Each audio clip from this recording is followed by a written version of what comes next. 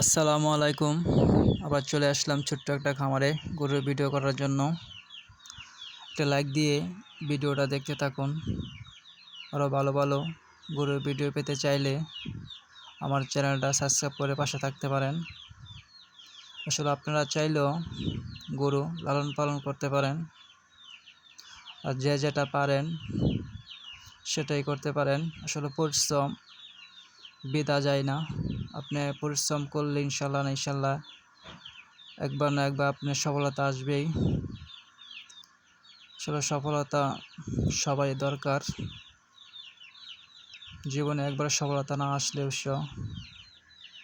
তাহলে অভাব দূর হয় না।